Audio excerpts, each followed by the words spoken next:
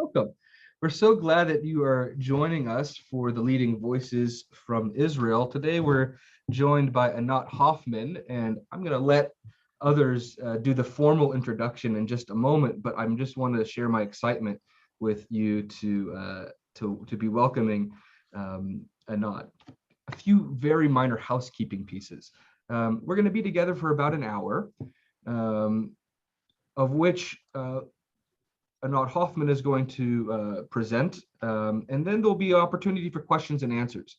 So rather than in like a webinar style where you like submit a formal question in writing, you'll see at the bottom of your screens, there's a button that says reactions. And if you click reactions, you can raise your hand.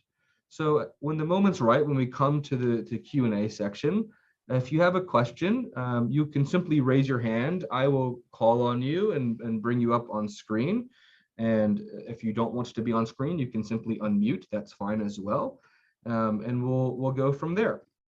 If you have any questions during that time, you can also shoot me a chat directly as well. Okay, very good. So with no more ado, let's begin. I'm going to start by showing a really powerful video of Woman of the Wall. And I'll just ask that everyone please remains muted. Thank you.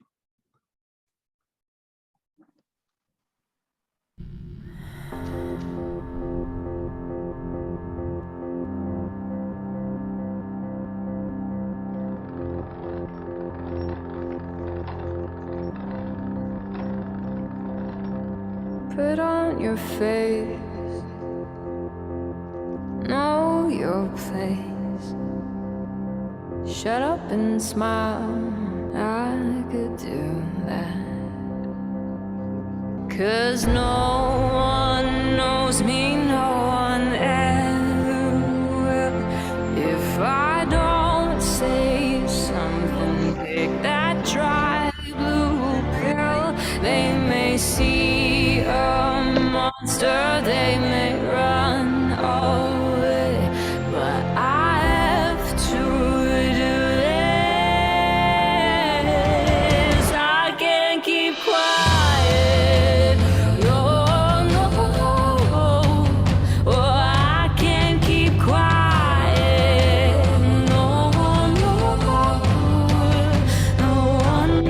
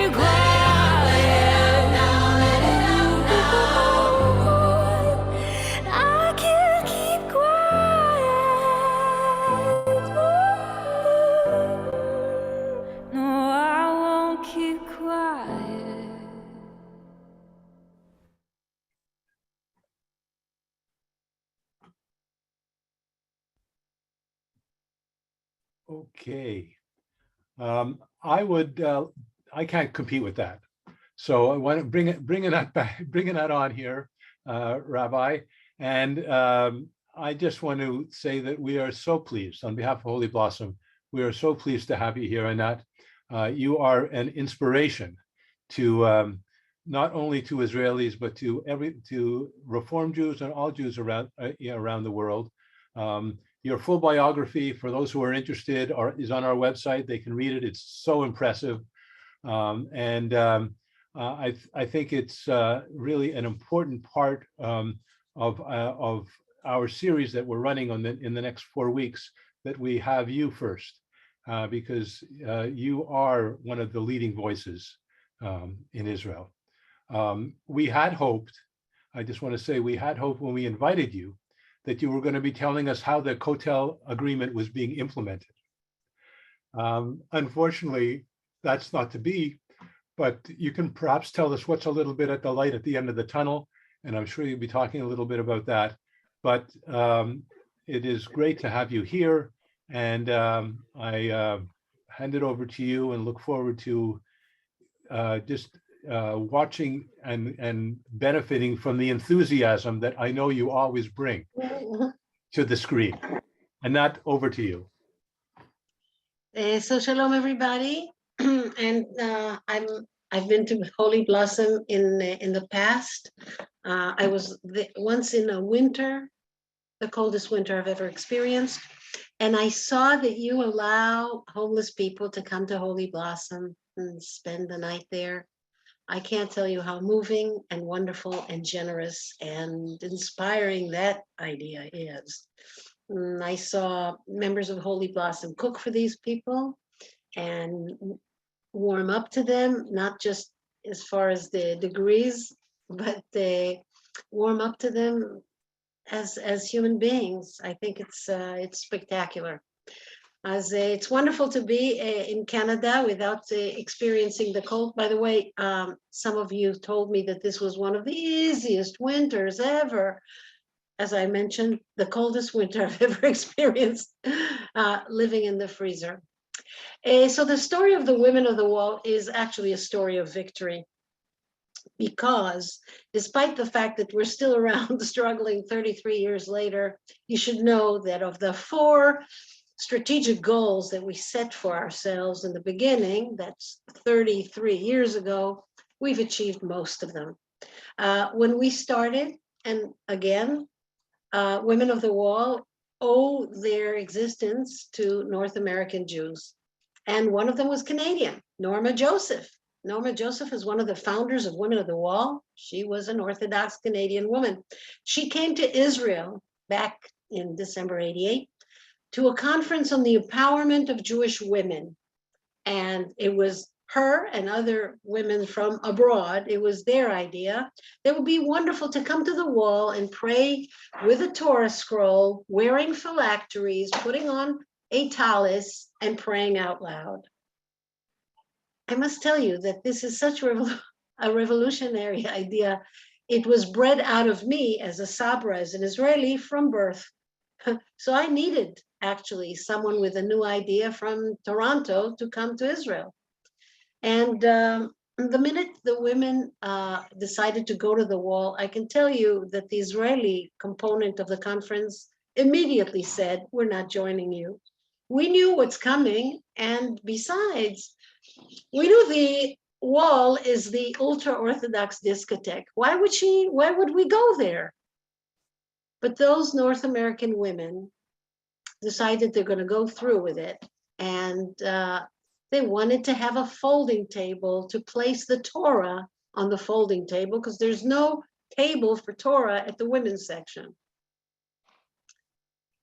One of them ran into me in the lobby of the Hyatt Hotel and asked me if I own a folding table. She explained the hotel won't rent them one.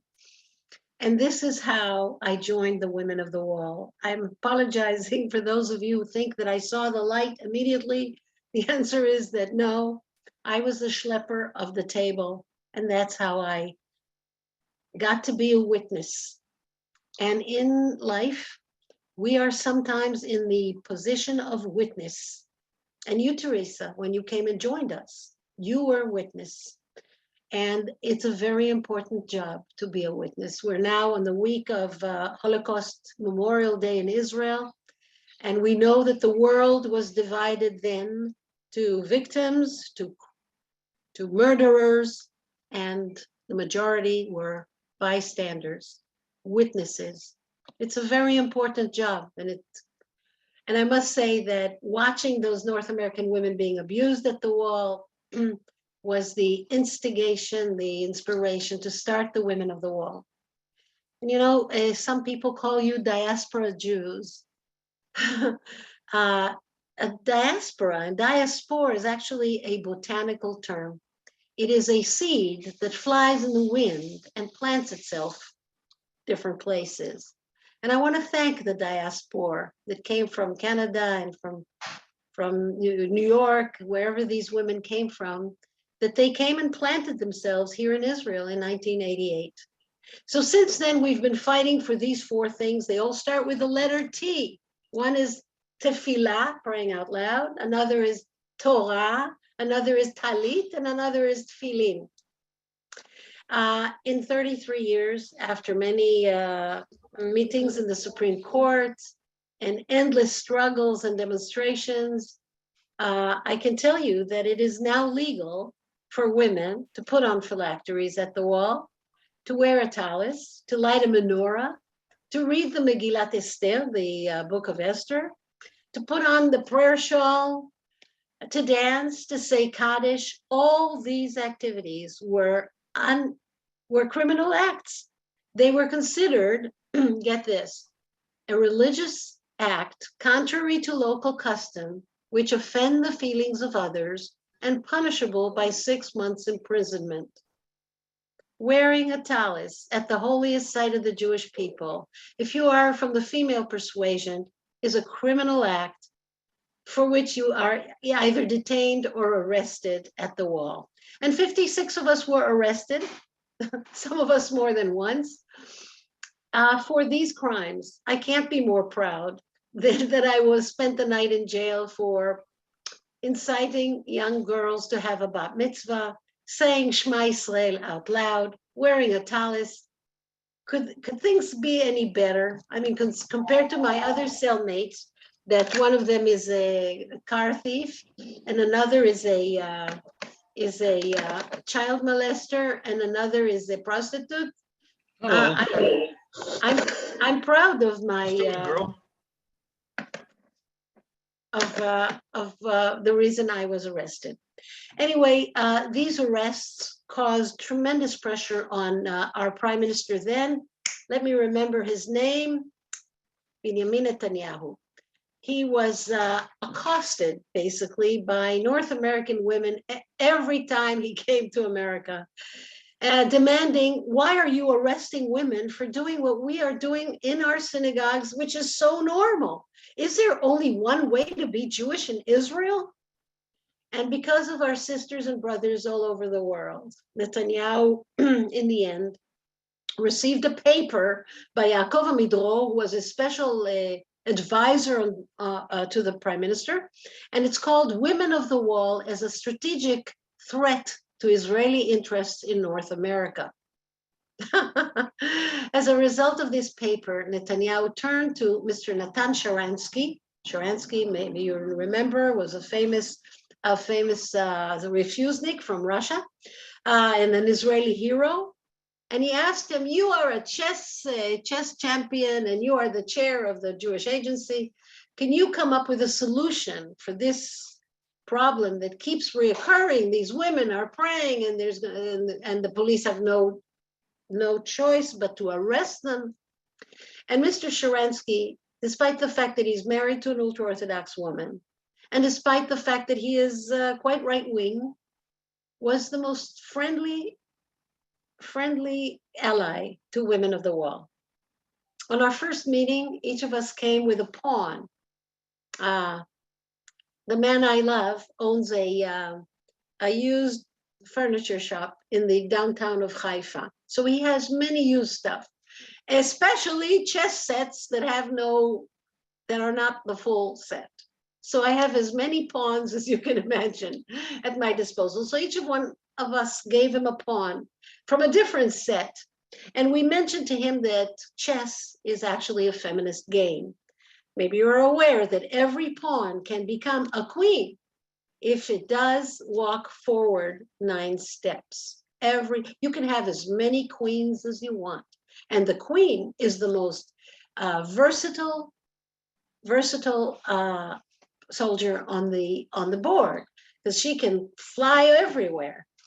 So we tried to tell him that it's a feminist game, that all pawns have the potential of becoming the queen. And with all due respect to the king, which is only one, queens can actually go everywhere. He loved it. And from the very beginning, we became very good friends. And we negotiated for 1,000 days, for 3 years. We negotiated an agreement that Les Rothschild just spoke about. And that agreement was ratified and voted on December 2016 by the 15 out of 20 members of the Israeli government. 15 against 5. 15 ministers voted for this implementation of the Kotel agreement. And what is the agreement? It's easy. Each of us who's been a parent knows that solution. When you have a conflict between two kids, you say, you go to that room, and you go to that room. That's the Kotel agreement. 2 plazas, one next to the other, one completely ultra-Orthodox, with the dress code of the ultra-Orthodox, with the prayer books of the ultra-Orthodox, and with a partition up to the sky. And the other, egalitarian, open, free, happy, no partition, and run by the women of the wall, the reform movement, and the conservative movement of Israel. That is the solution. It makes sense. Well, after it passed, within a few months, in June of 2017, that prime minister, whose name it eludes me, Netanyahu, he annulled the Kotel agreement.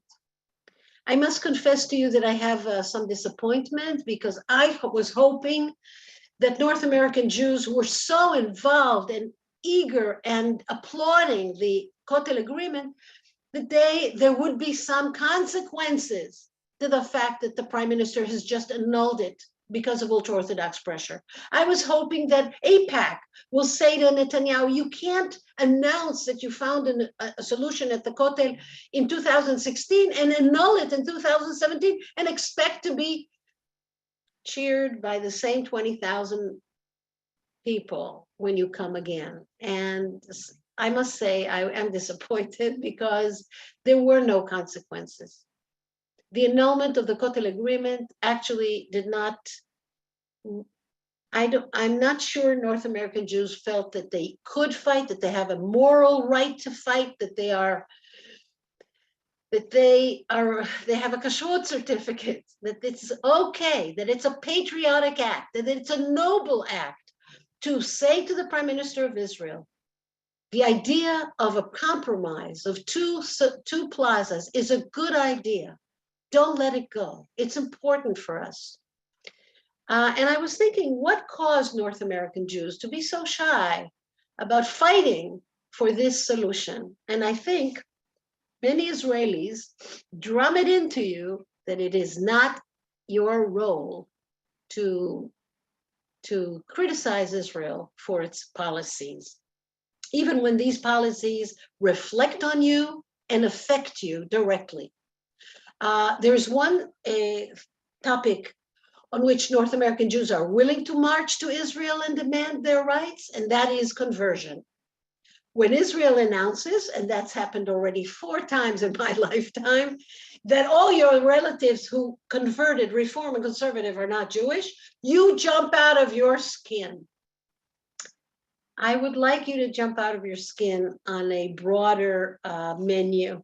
And I think fighting for equality at the wall, which is the holiest site for all Jews, not just the Orthodox Jews in the world, is something worthy of that. So how do Israelis make you paralyzed?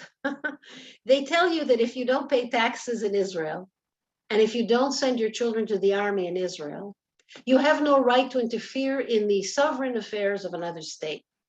I think that may be true about France or Italy, but not Israel, because Israel is where we promised the Jewish people that Jewish values will play out. You have a seat at the table when we discuss what are the Jewish values of the Jewish state. And if they are chauvinism and ethnocentrism and even racism, it's not just your duty. It's not just your right. It's your duty to holler and say, no, these are not my Jewish values. And no one, no Israeli, even the taxi driver that was in 7 wars, and he tells you in the taxi that he pays taxes and goes to the army, and you have no right. You're like an ATM. You're just supposed to pay and shut up. You have to say to the taxi driver, you're wrong. This is the sovereign state of the Jewish people, and I have a voice. Every time we have a fire or a war or catastrophe, we are out there hat in hand, asking you and Holy Blossom to give us money so we could repair whatever is broken. Why does this license end when we come to you and say there is something broken in how we deal with the Jewish services in Israel? You know that in Israel, there's only one way to be Jewish. It's Orthodox. The government only recognizes Orthodox marriage and Orthodox divorce and Orthodox burial and Orthodox kashrut and Orthodox Shabbat, only one way. As a result, many Israelis turn away from Judaism. You know that. You in Toronto, raise your hand if you know an Israeli that you do business with, that you talk to. They're Israelis in Toronto. Have you ever seen them in synagogue? Zachary, tell me the truth. Aren't they the hardest Jews to bring to synagogue? They don't come. And you know what? Their rate of assimilation doubles that of other Canadian Jews. And God knows that other Canadian Jews assimilate. Double that, that's the Israelis. Because the Israelis who seem to you as super Jews, why? Why do we think the Israeli is a super Jew? This is many years of observation speaking. Because we pronounce Chet and Resh correctly. That's it. That's what makes us super Jews. We speak Hebrew perfectly. Ladies and gentlemen, there are 1.4 million Israeli Arabs who speak Hebrew better than many of your rabbis. They're not Jewish. I actually know of a Chinese professor in Shanghai who teaches Hebrew very well. He's not Jewish. Speaking Hebrew does not a Jew make. You know what makes a Jew. Hard work at being one. It's not easy. We have our leaders like Zachary and Yael and Les and others who are showing us models of Judaism. But it takes work. And Israelis think that because they speak Hebrew perfectly and they know their hummus, that's it. They don't need to do any more work to be a Jew. The result, as I told you, is that their children assimilate double the rate of others, and also that they will find out that they're not exempt. Israelis too have to work on their Judaism. And what turns them off Judaism in Israel is the fact that we have an ultra-Orthodox monopoly. Maybe you are aware that our government is almost falling now because of issues of Passover. The Supreme Court of Israel ruled this year that security guards in the entrances to hospitals are no longer allowed to check your bag for non-kosher LePesach food. You believe that? You're visiting your grandma, you're bringing her favorite sandwich, and it gets confiscated at the entrance to the hospital because the security guard thinks that this particular sandwich is not fit for Passover. Now you can tell him, but I bought a kosher LePesach bread. You know, there is kosher LePesach rolls. McDonald's was open this Passover. They have this whole thing made of matzah meal. So the security guard has to check, what kind of bread did you bring your grandma? You will realize that the Supreme Court ruled this is not the job of security guards. No longer should they open the bag and check for the wrong sandwich for Passover. The result was that one of the members of Knesset resigned from the coalition. She said, this is a complete destruction of the Jewish character of Israel. And I want to tell her, this is member of Knesset Idit Silman, the Jewish character of Israel is not in the fact that security guards confiscate food from Arabs who come to visit their relatives in the hospital, or from secular Jews who bring their sick person their favorite food, regardless of kashrut. The mitzvah of visiting the sick is way, way, way bigger than the nourishkeit of confiscating and throwing to the garbage the food you brought to them. So our government is going to fall over this little issue, and that turns Israelis away from Judaism. And that is something that's scary. So where are we now? Women of the Wall are continuing their struggle. Maybe, Rabbi, you'd be willing to show us one more clip to show Rosh Chodesh Adar, just a few months ago, what it's like to be with Women of the Wall now.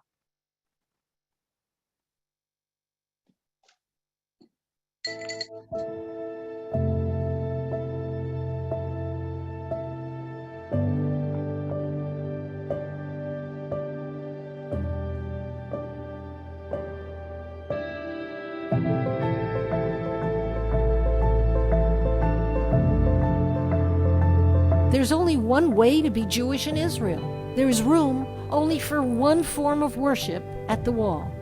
To make sure of this, the powers that be allowed in thousands of disruptors without security checks, while inspecting meticulously each and every woman from Women of the Wall, making sure we are not able to go in. It is an abuse of the Rabbi of the Wall's power. He has the power to run security checks, but he can't do it differentially between two groups, the groups that he likes and the group that he doesn't like. The result of this abuse was that we found ourselves praying in the parking lot next to the drinking fountain. Why expend so many resources to keep us out? What's so scary about a group of women who want to read from the Torah and pray out loud and wear their phylacteries and put on their talises? How do we threaten the powers that be? Right now, there is room at the wall for the ultra-Orthodox monopoly, for abuse of power, for hatred, and for incitement. It is our responsibility to make room in Israel and at the wall for religious freedom, gender equality, and tolerance.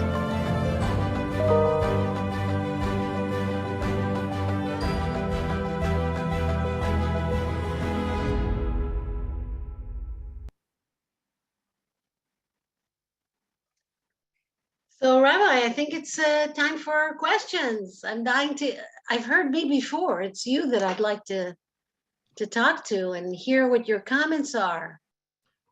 Go on, Canada. A reminder to, let me just add a spotlight here. A reminder to everyone to ask a question. All you need to do is go to the bottom of your screen. There's a button that says reactions, and then you can raise your hand. As some folks are stewing on their questions, there's one question that was asked who the person would like to remain anonymous if possible. And she asked, can you please expand the definition of bystander and witness? What I'm pondering is that not all witnesses are bystanders and not all bystanders are witnesses. What an excellent comment.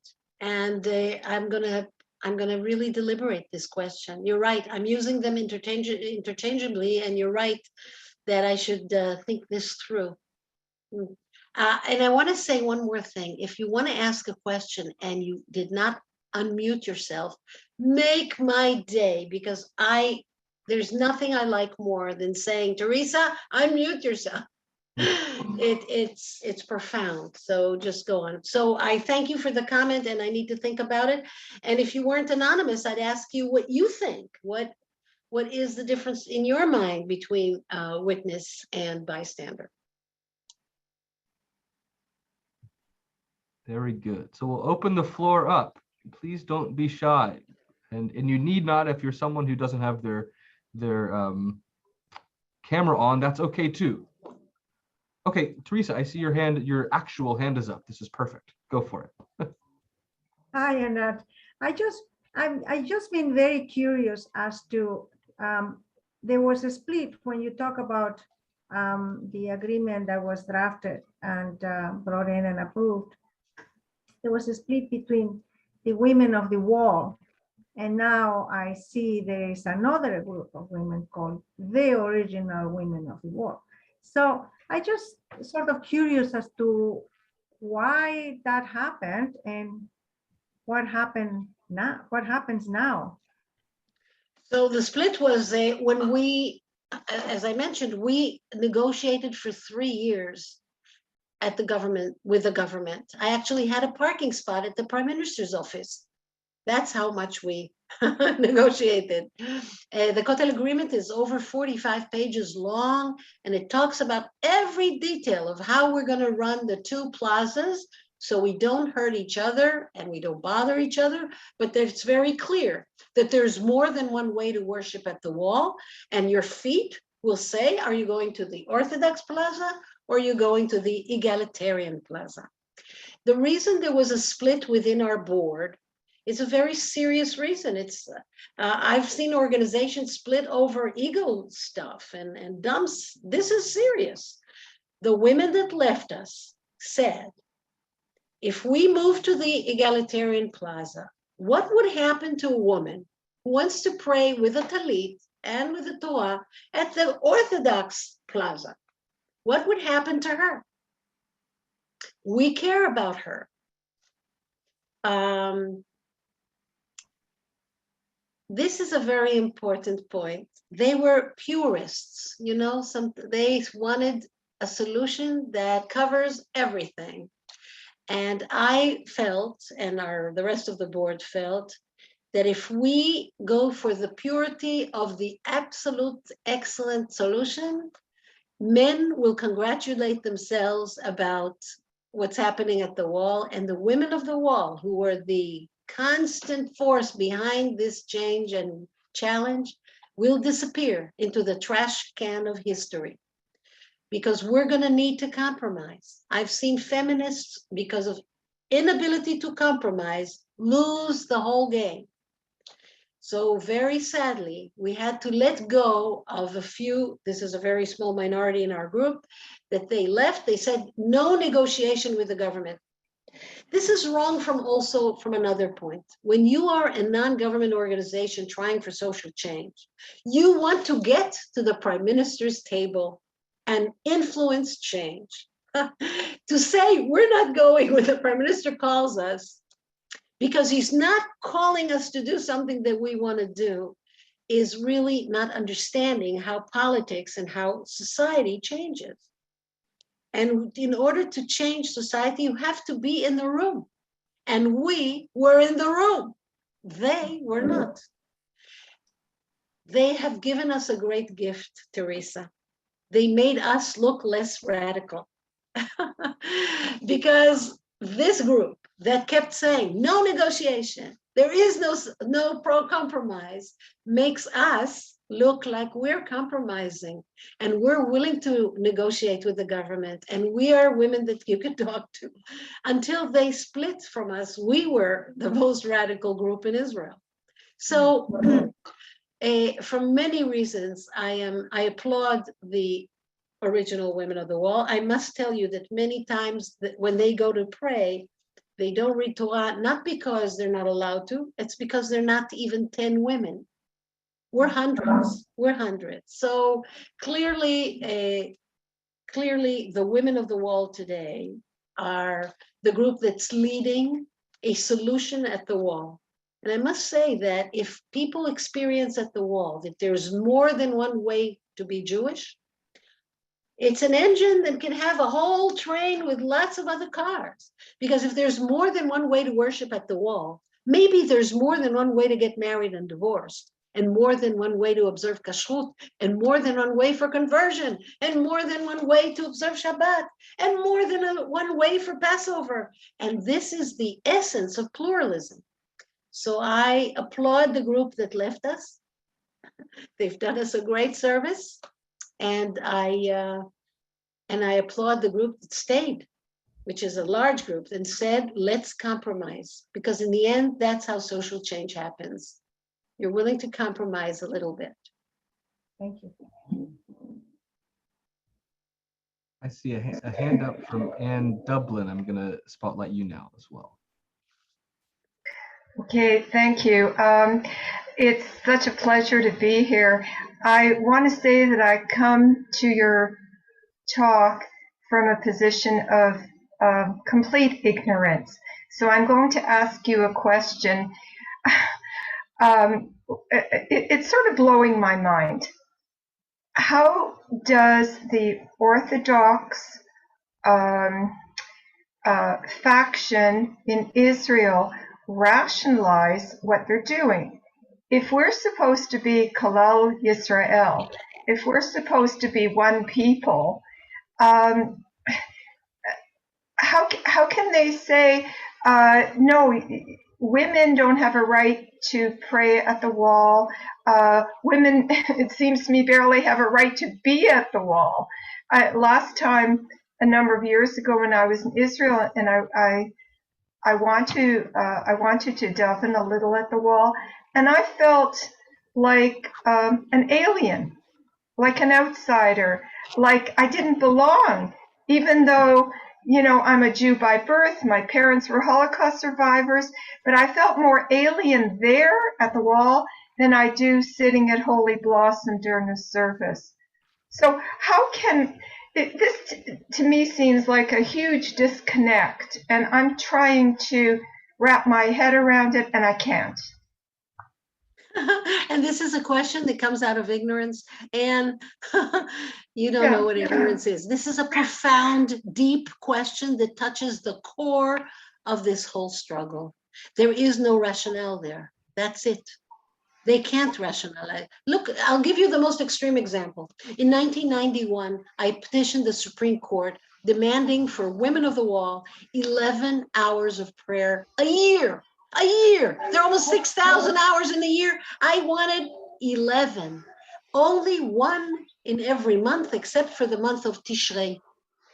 And I went to the Supreme Court and I said that the Minister of Religious Affairs himself, he will choose when will be our 1 hour. It could be at 4 in the morning, 5 in the morning. He can choose the hour that poses the least injury to the feelings of others. Because until then, the minister said that we cause a harm to the feelings of other people who are praying there. So the Supreme Court turns to the minister and say, look, these women are bending over backwards. What do you say? And they're saying, you will choose the 1 hour. And then the truth came out. And you know, it's true that when the truth comes out, it rings like a bell. Here is what the minister said in court. Can you guess what he said, Anne? 0 hours. That's right. He said 0 hours. And why? If it doesn't disturb the feelings of others, if we're offering him to 4 in the morning, why still no? Can you imagine why? Is it like our way or the highway? You know, is it like Close. What he said was, as minister, I know what the wall wants to see and what the wall wants to hear. And I am telling you now, he says that in the Supreme Court of Israel. The wall doesn't want to see these women. The wall doesn't want to hear these women. And that's why even 1 hour a month is too much. so he personified the wall as if the wall was the wall like is a man. The wall is an Orthodox man, an ultra-Orthodox man who doesn't want to hear. So when you say, how does he rationalize? And he is not in the realm of the rationale. He's in the realm of the twilight zone. That's why it's so important that we bring the wall and how Israel governs the wall back to rational terms. And the fact that you, of all people, felt alien at the wall is a complete failure of the of Israel. It's a failure of Israel. And I tell you one more thing. I feel more at home at Holy Blossom than I feel at the wall. And that is a mistake, also a problem. I am true blue Israeli. Why is the wall adopting the most ultra-Orthodox? Let me just show you a book. It was written by, it's written by the rabbi of the wall. It is called Hilchot HaKotel. It's over 700 pages long and it weighs 6 pounds. And it's leather bound and it costs $100. In this book, there are 500 photographs, but whenever I open, I will not find a woman. The rabbi of the wall, you know how hard it is to take a picture of the wall and not even catch one woman in the frame? This book is free of women so that you can put it in a holy library. And does he write about women? He does indeed. In the whole book, there are 2 comments about women. Here they are. I'm reminding you, this man gets $1.5 million shekel a year to run the holiest site of the Jewish people, and his authority comes directly from the government of Israel, the secular democratic government of Israel.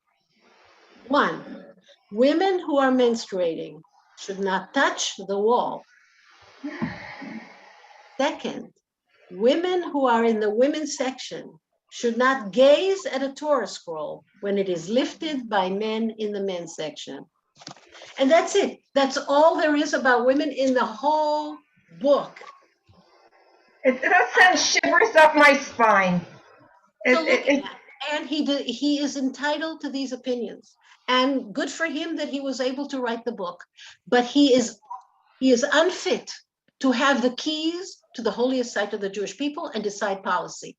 I agree. I absolutely will fight for his right to have this halacha, this book published, and he can believe and he can tell his students what he believes. But I'm telling you, this man has the authority, as you saw in the video, to bring in 15,000 demonstrators that want to harm us while keeping us in the security. Do you know that he opened the lipstick of Karen Saab, one of our people? He opened the lipstick supposedly to check for security. We were an hour and 15 minutes held in security while 15,000 people were allowed in without. So this is an abuse of his power. Well, the guard could have checked if the lipstick was kosher LaPesach too. I mean, you know, where does it stop? Like, it's ridiculous. By the way, lipsticks do get a kashrut certificate for Passover. It's no joke. I know.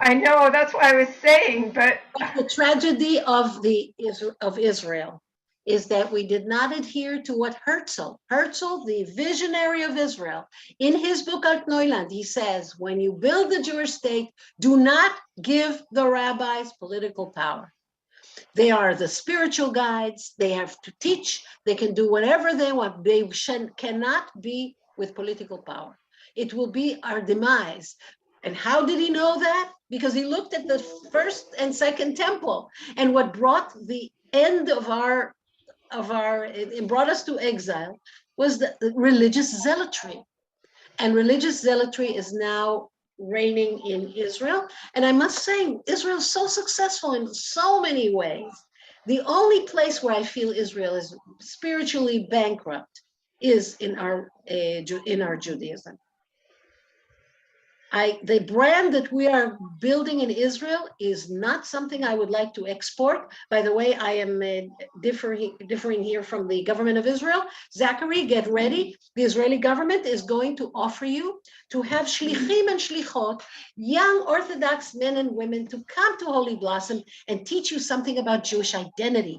And the Israeli government will offer this for free.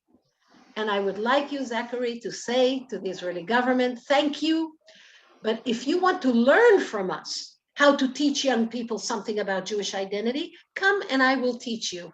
Don't send us your brand of Judaism. It's no good. Thank you. We're gonna continue now. And on that note, we should also mention that we have wonderful Shinshanim. This year we have a Shinshanit, Aviv Hoffman, who was just called to Torah for the very first time on the first day of Pesach, for precisely this reason. Growing up in Israel, she never had an opportunity to read from Torah. And so at Holy Blossom, of all places, our Shinshanit, she's here for Shanat Sherut, a year of learning and teaching. This is the Shinshanim that you have are a blessing. I'm not talking about them. I'm talking about a new project of the Israeli government to send particular Orthodox people to all Reform conservative synagogues all over the United States and Canada and teach you what Jewish identity is about. God help us if this brand is exported. I see we have another hand up, but there's a question in the comment section in the chat box that I wanted to lift up too, because it so perfectly comes on the heels of your comment of Herzl, saying don't give rabbis political power.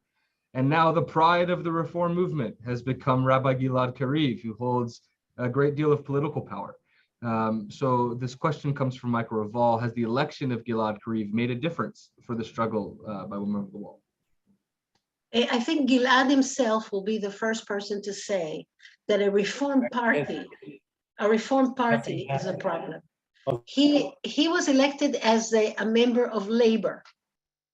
Okay, so if there are rabbis in different parties, that's okay. But the problem is that right now we have 13 people who are in religious parties, meaning that rabbis dictate the whole party, doesn't have a whole slew of values. It's just to keep Orthodox institutions and Orthodox way of life afloat. And that is tragic. I think Gilad, if tomorrow someone offered Gilad to do a reform party that will represent the reform movement, he would say no. We should have reform Jews in Likud. We should have reform Jews in Avodah. We should have reform Jews in blue and white. We should have reform Jews in Tikva Hadasha. Reform Jews are not a party. We belong to different parties, but we share values. And I can't exaggerate how wonderful it is for Reform Jews to have in labor a Reform rabbi. He is one of the more clear voices for pluralism, equality, and tolerance. And he grew up in the Reform movement. Actually, he grew up at the Israel Religious Action Center, where he was director of every dream he wanted. We tried to make come true, and I think we're better for it. I want you to let you know that the New York Times, I'm sure you can get New York Times in Toronto, is doing a large profile about Gilad, and it's going to come up, I think, next week. So good for us. We have such a leader. Yeah, good for us. Have him come to speak to Holy Blossom the same way I am. We would love that. Les knows the phone number. Okay, I see two more hands. I think that might be all we have time for. I know there's other questions that are brewing as well, but I'm going to welcome on screen Karen Allen to ask her question. Ask to unmute. Unmute yourself, Karen! Woohoo! I have done that. Excuse my hoarse voice. There were two questions that I have. One is simplistic. What happens when Reform Jews take their daughters to Israel for their bat mitzvah and they want to pray at the wall? Is there any difficulty with this? It's an excellent question. What happens is that they go to Robinson's Arch, which is an archaeological site right next to the main plaza. And at that plaza, at the Robinson's Arch area, they are given a Torah scroll, and they can pray there on a something that looks like a sun deck that was built for a few years ago and is really actually an illegal structure. So they can go to they're second-rate Jews, and they're sent to a second-rate wall. The wall agreement would make the two plazas proudly sit next to each other, and may the best plaza win. We hope to attract many of the people who come to the wall. Exactly the people you're talking about. People who don't want to stand on a plastic chair in order to observe the bar mitzvah of their grandson, because women cannot stand next to the bar mitzvah boy. He's in the men's side. And here's a fun fact. Every year, between 5 to 10 women break their legs or their arms falling from a plastic chair while watching a bar mitzvah. This has been true for 30 years. I want to put an end to it. I want to offer Jews of the world, when they come to the wall, the opportunity to choose where they want to worship. Do they want a partition? Do they want Rabbi Shmuel Rabinovich to hurl his book at them? Or do they want to have us at the egalitarian section? And I think the rabbi is worried about that. He's worried that most people, Orthodox or not, will come to our plaza because it will be attractive and open and friendly. He's worried about competition. Excuse me, but do the rabbis of synagogues in North America, do they alert these families that this is the reality? I just don't have experience with this. Yeah, for sure. Conservative and reforms rabbis know when a family wants to go to Israel, they say to them, you know, you won't go to the main plaza, you'll go to the archaeological site on the side. Oh, how can you find it? There's a little sign that says Ezrat Israel there. We want the signage to be equal. We want the entrance to be royal. We want it to be a real competition. Well, And an I think most archaeological people will come to us. An archaeological site is an honor, I would think. I mean, Yes, I'm but a curator, and I think, you know, it that's still looks just a like comment. no, the whole wall is an archaeological site, but the Robinson's Arch area looks like an undeveloped archaeological site. It doesn't look like a place where you can worship in a dignified way. No, not now. The Okay. Kotel agreement will bring in hundreds of millions of government money into that area and build it so it really serves respectfully most of the Jewish people. Did I mention that the reform movement of North America is larger than the conservative and the Orthodox combined? I didn't know. You did not. Yeah. Well, secondly, and it's too big a question for the time we have, but I think you made a reference, and excuse me if I have the wrong words, that the government is about to fall. Yeah. Is that what you said? Yes, because it's a mathematical thing. In Israel, in the parliament, we have 120 members of Knesset, and 61 of them, 61 support this coalition. 59 are against this coalition.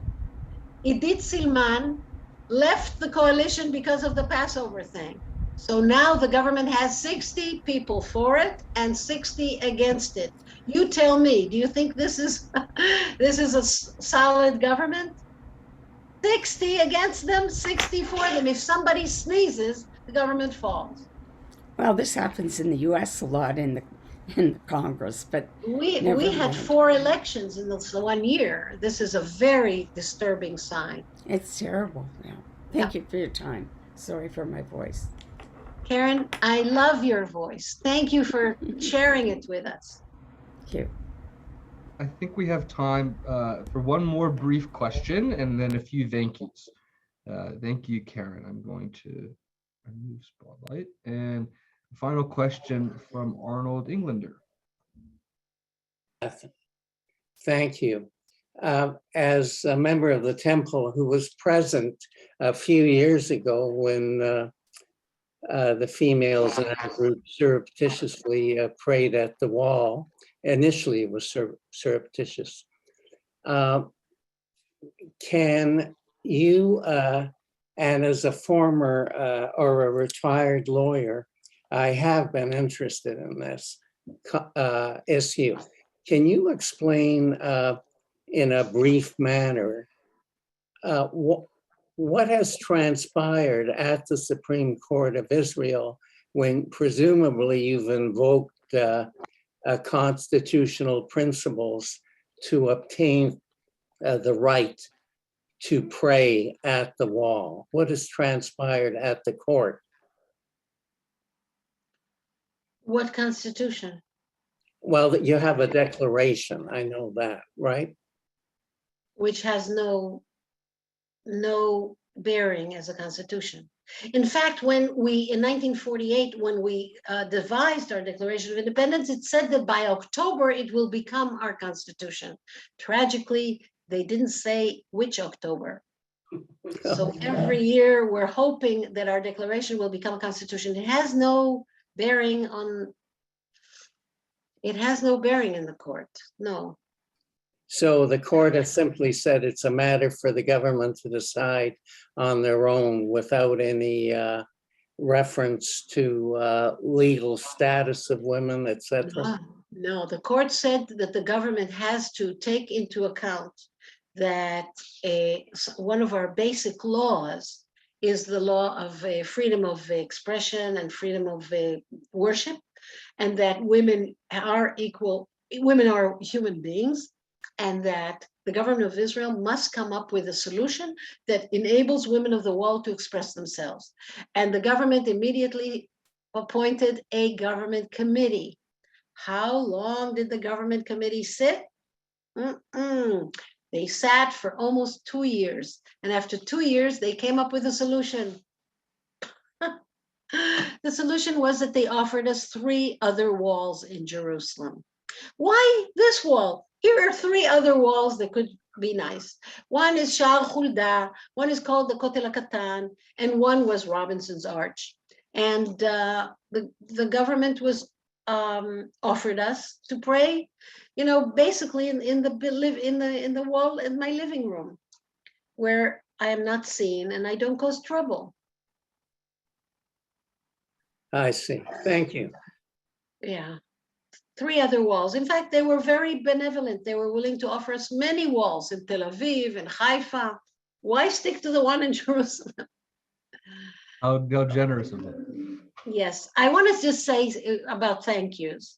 I want to thank all the people on this Zoom call, because I think that it's easier to digest rah Israel. I could have had a presentation telling you about Israeli technology and agriculture and culture, and Amos Oz as a category on his own. And the beauty of Israel is a phenomenal success, and it's probably the most important historic development of our lifetime. But instead, I focused on a wart on Israel's butt. I was talking about how we deal with our Judaism and how bankrupt Israeli Judaism has become as a result of giving the monopoly to the ultra-Orthodox. I believe that love is what remains after we know the truth. This is a hard truth, and it affects all of us. It affects conversion. It affects how Israel deals with its minority, different minorities, the Druzi, the Arabs, the Christians, the Armenians, all the different minorities we have in Israel. They all suffer from the fact that religion in Israel is not an inspiration for inclusion and equality, but exactly to the opposite. And I need your help. And I hope I succeeded in convincing you that you cannot be bystanders on this. You have to be, it's not a spectator sport. You need to be with us. One of your great hockey players, Wayne Goretzky, was asked, what is your secret? And he said, I don't look for where the puck was. I look where the puck is going. And the puck is going in Israel, not to a good direction. And you are players. You can actually influence Israel's policy. The Canadian Federation is one of the largest and richest and generous federations in Israel that gives to Israel. And with the money comes some of the power that you can say what you want to support. And I think you should support those voices in Israel that are akin to you, that share your values. For example, the Reform Movement. If you want to know how, ask Les Rothschild. He is the expert. So thank you very much for this. Thank you, Anat. And I'm going to turn it over to Teresa to offer thanks to you, and then I'm going to just take the last word if that's okay as well. Anat, thank you very much for speaking to us today. Hearing your voice is just give us an optimistic and hopeful view of the women of the world and where they are going. Your reference to Gretzky is quite accurate, because we want to know where women of the world are going, and your voice and your opinions count. I too have stood with you, next to you, and at the hotel, and I also became an advocate because I witnessed, and I just couldn't remain silent. I had to say something And that's why we created a Toronto page and Facebook for helping Toronto, the women of the wall. Thank you for your relentless fight. Our gratitude to you for keeping us, for keeping this fight going. 33 years is a long time, and we hope that we get closer to the end, and we ask everybody for their support economically, speaking up, but please don't remain silent. It's important to everyone to keep this cause going for gender equality, for women's rights. Thank you, Anat. Toda rabba. Merci. Thank you very much. And Teresa, we should say thank you to you and Alberto as well for your generous gift of sponsorship and making today's conversation possible, together with the women of Holy Blossom, formerly the Sisterhood.